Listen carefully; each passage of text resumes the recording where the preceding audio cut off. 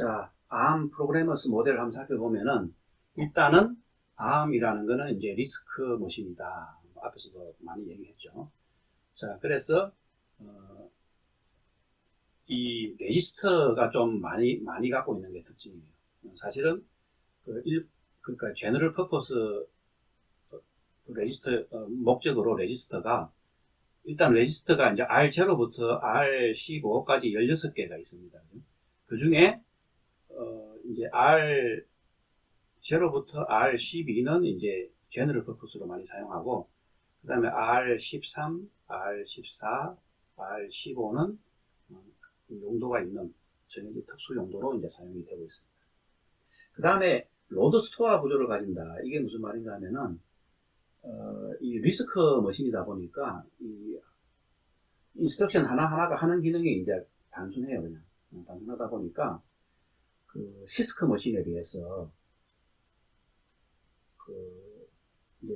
예를 들어 시스크 머신 같은 경우에는, 이제 인텔 같은 시스크 머신 같은 경우에는, 저기 있죠, 뭐, 레지스터에 있는 거 더하기 메모리에 있는 거, 뭐 이런 식으로 레지스터와 메모리 간에 연산이 가능합니다. 그리고 우리가 앞에 이제 MU0도 이제 그랬죠. 메모리에 있는 거하고 어큐뮬레이터에 있는 거하고 더셈하고 뭐 이제 이렇게 연산이 가능한데, 지금 ARM에서는 그렇게는 안 되고, 모든 연산은 이제 일단 레지스터로, 마이크로프로세서 내부로 가져와서 연산을 해야 됩니다. 그러니까 일단 메모리에 있는 거에다가 뭐 더셈을 하거나 뭐 하려면은 메모리에 있는 거를 일단은 CPU 안으로 CPU 안으로 읽어와야 됩니다. 그래서 CPU 안에는 이제 레지스터가 있는 거죠. 그러니까 CPU 안에 있는 레지스터로 읽어와야지 메모리하고 바로 이제 이렇게 연산을 하는 거는 안 된다. 이렇게 구조를 딱 해놨어요. 그러면은 이제 메모리에 있는 걸 어떤 메모리에다가 어떤 값을 더해서 다시 메모리에 저장하려면은 메모리에서 읽어와서 레지스터로 읽어와서 레지스터에서 더셈을 하고 그걸 다시 메모리에 저장하는 이런 형태로 되어 있는 거죠. 이렇게 되면은 이제 구조가 인스트럭션 구조가 이제 심플해지면서 이 성능을 높이기 위해서 나중에 배우겠지만 이제 파이프라이닝 기능 같은 걸 해요. 파이프라이닝 같은 걸 하면서 병렬 처리를 하는데 그때 상당히 이제 이렇게 성능 강력하게 이제 파워풀하게 작용을 할 수가 있습니다. 그리고 모든 인스트럭션은 다 이제 32비트로 고정이 되어 있어요.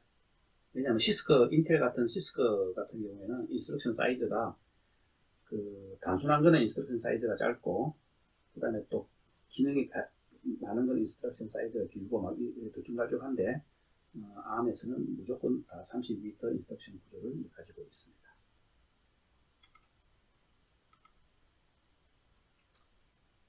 자, 그래서 ARM이 지금 이제 32비트 마이크로 프로세서이기 때문에 32비트 레지스터로 기본적으로 좀 전에 얘기했듯이 16개죠. R0부터 R15까지 가지고 있습니다. 그 다음에 이제 특수 용도로 R15는 이제 프로그램 카운터로 사용됩니다. 프로그램 카운터가 뭔지는 앞에서 MU제를 할 때 설명했죠. 지금 막 실행되는 프로그램이 메모리에 어디서 실행되고 있는지를 이제 그 어드레스를 가지고 있는 특수 레지스터입니다. 그 다음에 이제 상태 레지스터라고 해갖고 우리가 MU0 할 때는 MU0에서는 요 스테이터스 레지스터로 네거티브하고 제로가 있는 걸 이제 앞에서 한번 봤었죠. 기억이 잘 안 나는 것이 MU0에서는 보면은 이렇게 요 어큐뮬레이터의 최상위 비트가 어큐뮬레이터의 최상위 비트가 1이면 네거티브죠. 그리고 모든 어큐뮬레이터의 모든 게 전부 다 제로면은 제로죠. 그래서 이렇게 두 개의 상태 비트가 이제 이렇게 있어갖고 시그널 이제 요 상태 시그널을 읽어보면 알 수가 있는데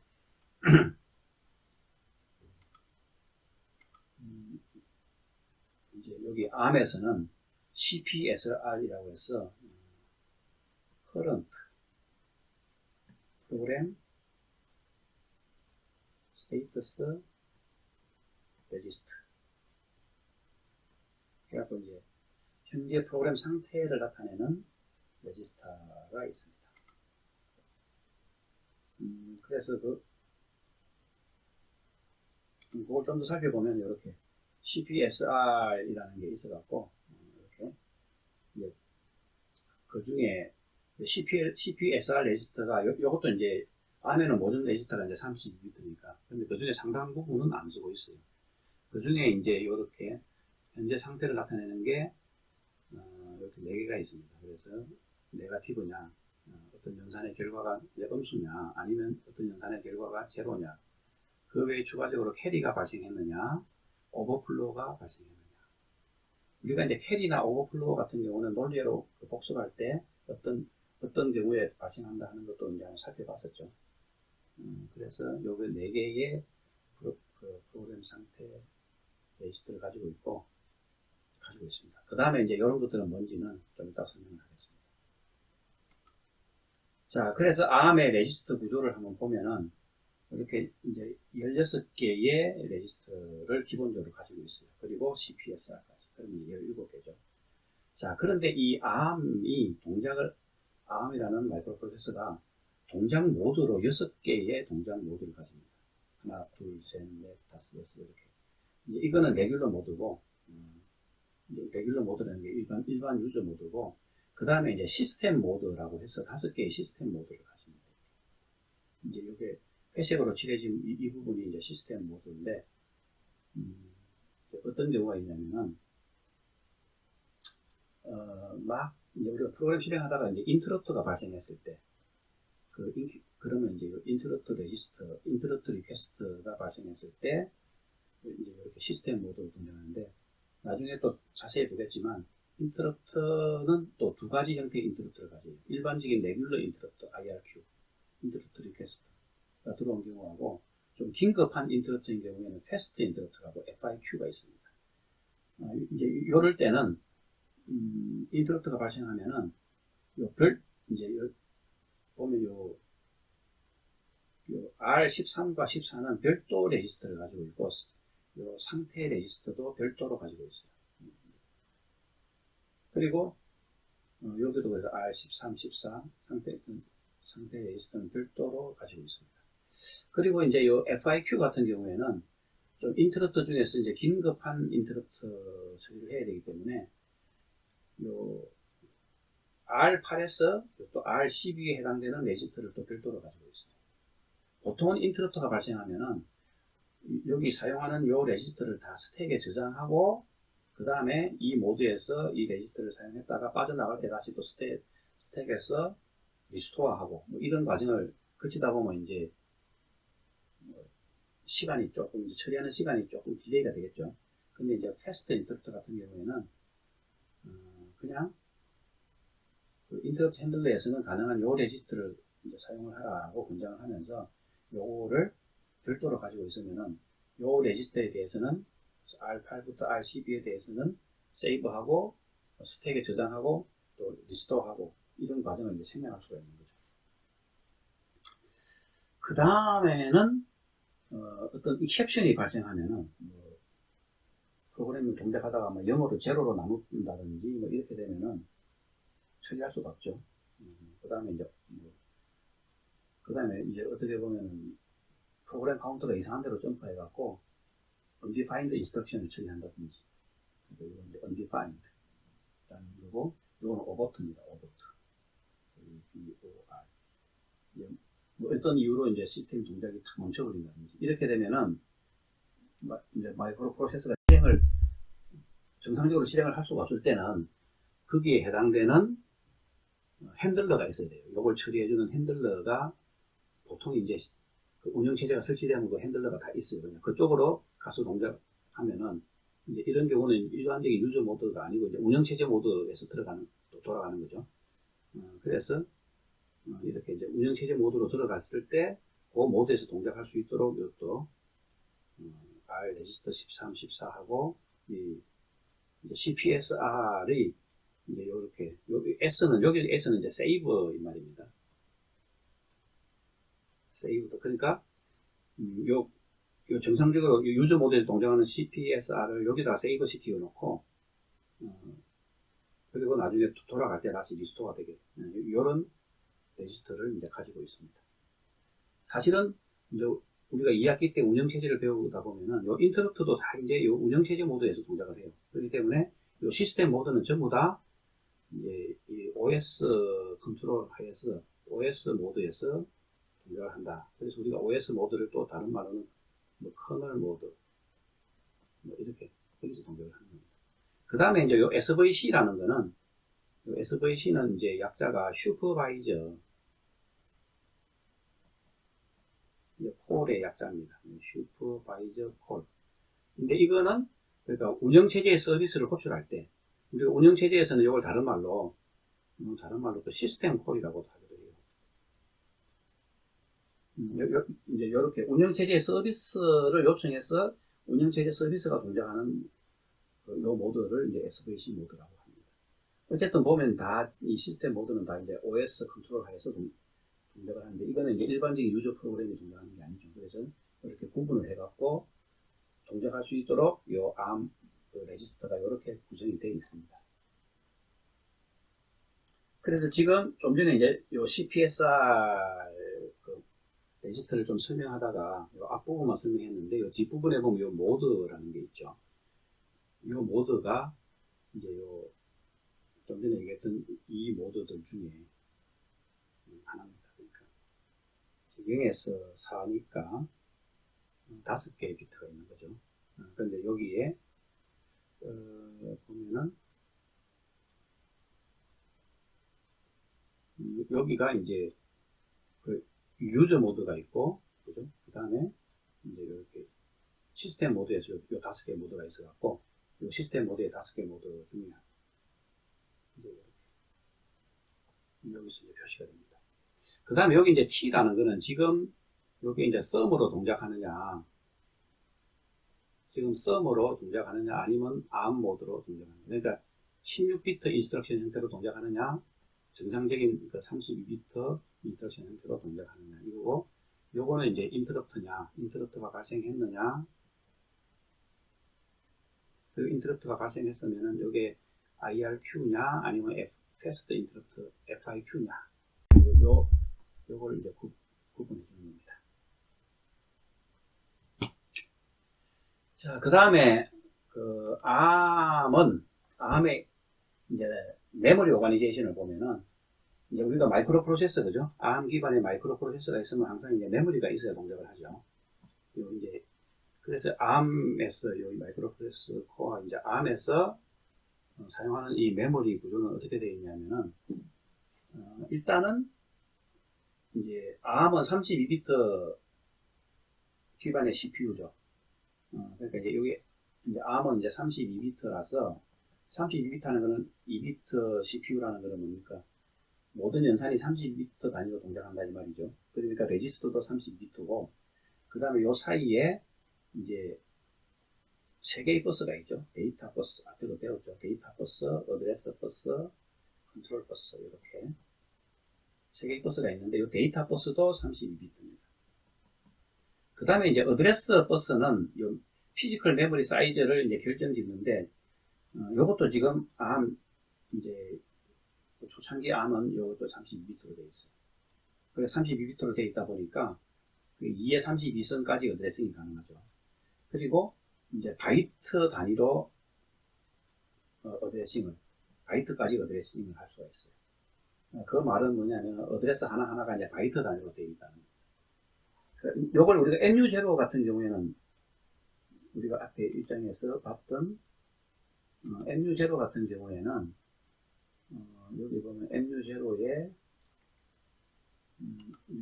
요 이제 12비트, 12비트가 이제 여기 S가 어드레스였죠. 어드레스인데 12비트니까 2의 12성.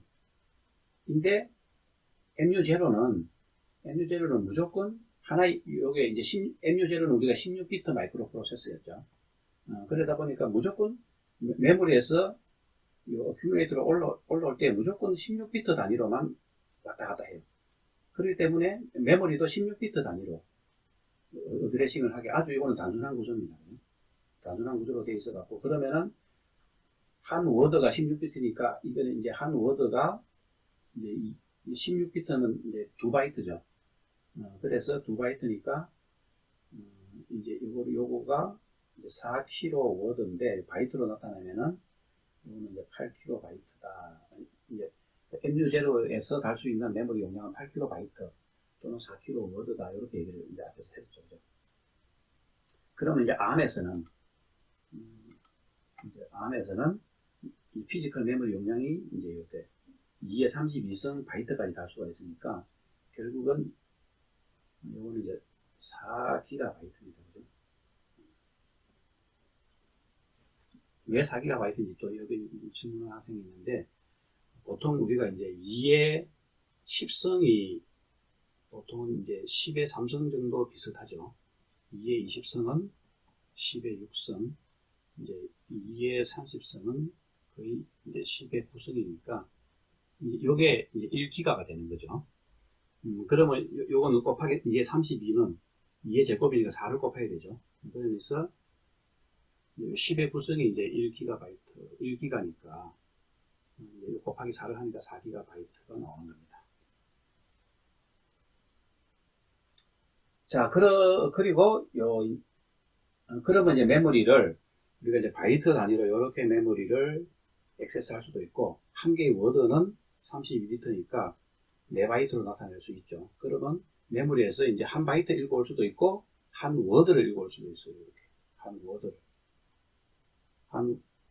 워드를 이제 읽어올 수도 있고 그러면은 그리고 또 이제 해프워드 16비트 단위로 이렇게 해프워드 2바이트 16비트 단위로 읽어올 수도 있어요. 그래서 어드레싱을 이제 한 바이트 그러니까 이 메모리에서 CPU를 읽어올 때 보면은 바이트 단위 또는 해프워드 워드 단위 이렇게 읽어올 수 있습니다. 그런데 이 어드레싱 할 때 이제 얼라이먼트라고 했어. 얼라이먼트라고 해갖고 한 워드를 읽어올 때는 반드시 어드레스가 4의 배수라 해야 됩니다. 그러니까 어드레스가 16부터 19 요렇게 한 워드를 읽어와야지 한 워드를 읽어오는데 뭐 이렇게 어드레스 14부터 시작해서 이렇게 읽어올 수는 없다는 거예요. 그러니까 이렇게 해서 한 워드는 못 읽어오고 한 워드를 읽을 때는 반드시 4의 배수 단위로 해서 요렇게 한 워드를 읽어올 수 있는데 이걸 이제 워드 얼라이먼트라고 해요. 그리고 해프워드를 읽어올 때는 또 요렇게 어드레스가 짝수 단위로 이렇게 읽어와야지 해프워드를 읽어오는데 어드레스가 홀수부터 시작해서 이렇게 걸쳐서 이렇게 읽을 수는 없어요. 바이트 단위는 이제 뭐 한 바이트니까 아무 데서나 읽어오면 되죠. 자, 이걸 이제 이거 이제 워드 얼라이먼트 또는 바이트 얼라이먼트라고 하는데 그렇게 이제 동작을 하게 되어 있습니다. 그래서 32비트 워드를 읽을 때는 3바이트, 4바이트 바운드리라는 게 이제 4의 배수로 시작하는 어드레스에서 읽을 수 있다 이 말이고 16비트 해프워드를 읽을 때는 2바이트 바운드리 그러니까 짝수로 시작하는 어드레스에서 읽어야 된다 이 말입니다.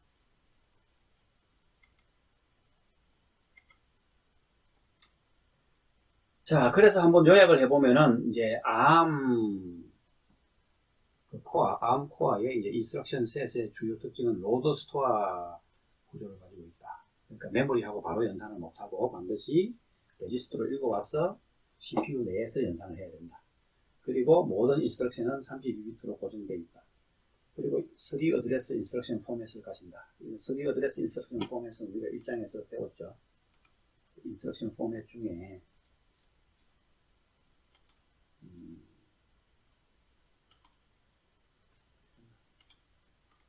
이렇게 이제 3 어드레스 인스트럭션 포맷 대표적인 예가 ARM이라고 그랬어요. 3 어드레스 인스트럭션 포맷을 가진다. 자, 그 외에 이제 또 뭐 이런 게 있습니다. 그냥. 근데 이런 것들은 이제 우리가 이제 어셈블리어 살펴보면서 보도록 하겠습니다. 뭐 보면은 그 중에 이제 우리가 앞에 봤던 거는 암은 보면은 순수한 리스크 뭐 기능만 있는 게 아니고 시스크의 장점까지 이제 결합이 되어 있고 썸 모드 형태로 해서 16비트 인스트럭션 셋을 지원하기도 하고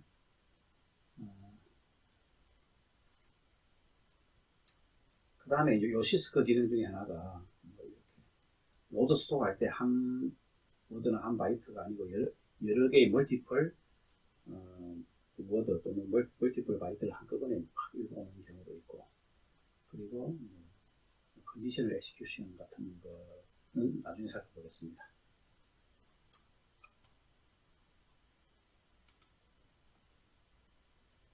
자, 그 다음에 이제 I/O 인터페이스 같은 경우에는 요것도 이제 나중에 배우게 될 텐데 ARM은 이제 그리고 이제 I/O 페리퍼럴 인풋 아웃풋 장치들이죠. 예를 들면은 뭐 프린터나 디스크나 네트워크 자 이런 거를 이제 CPU에서 이제 컨트롤 하려면은 이것들도 다 어드레스가 있어야 컨트롤이 가능해요. 그런데 이런 I/O 페리퍼를 어드레싱 할 때 크게 두 가지 방법이 있어요. I/O 어드레스가 따로 있는 경우가 있고 별도로 있는 경우가 있고 아니면 메모리 어드레스를 같이 사용하는 메모리 어드레스를 이용해서 이 중에 안 쓰는 메모리 영역의 어드레스를 I/O용으로 사용하는 이 구조가 있는데 ARM은 이 메모리 맵드 어드레스를 사용합니다. 이 구조를 사용해요. 예를 들면 우리가 이제 많이 쓰는 이제 X86 같은 거 인텔의 X86은 I/O 어드레스가 별도로 존재합니다.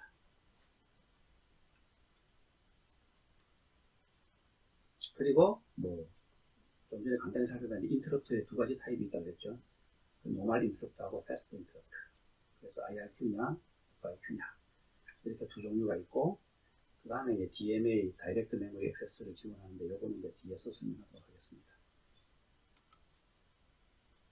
자 그리고 이제 모든 마이크로 프로세서는 이제 exception 모드를 지원하는데 이제 exception이라는 게 예외 상황인데 우리 교과서에서 exception 이러면은 interrupt, 그 슈퍼바이저 콜이라는 게 이제 운영체제 서비스 그죠? 이제 시스템 콜이라고 하기도 한다 그랬죠. 콜이갖고 이거는 이제 OS의 기능을 이용하는 OS의 기능을 요청할 때 OS 서비스 콜 할 때 이런 것까지 사실 이런 거는 이제 뭐 예외 상황은 아닌데 정상 상황인데 여기서는 exception이라고 하는 것 같아요. 실제로 트랩 요게 이제 실제로 이제 순수하게 exception이 발생했을 때 트랩이 발생하는데 우리 교과서에서 이걸 다 통틀어서 exception이라고 표현을 합니다. 그럼 exception이 발생하면은 어떻게 동작을 하느냐 이거는 우리가 챕터 5장에서 자세히 배워야 될 겁니다. 지금 설명하면 좀 무슨 내용인지 알 수가 없어요. 자, 그러면 이제 ARM 마이크로 프로세서 기반에서 우리가 프로그램을 개발하려면은 그 개발 툴이 있어야 되죠. 그러면 먼저 우리가 C 언어로 개발하면 C 컴파일러가 있어야 되고 어셈블리어로 개발하면 어셈블리어가 있어야 되겠죠. 어셈블러라는 게 있어야 되겠죠. 그러면 이제 보통은 이제 C 컴파일러는 예를 들어 파일이 이제 우리가 뭐 A.C가 만들면은 이걸 이제 A.어셈블리어로 보통 내부적으로 변환을 합니다. 그 어셈블리어는 확장자가 보통 S로 많이 끝나요. 그럼 또 어셈블리어로 직접 프로그래밍 한 경우에는 이거를 이제 어셈블리어를 거치고 나면 이제 실제로 기계어로 그때는 보통 이제 O라고 해서 오브젝트 코드 기계어 포맷이 이제 오브젝트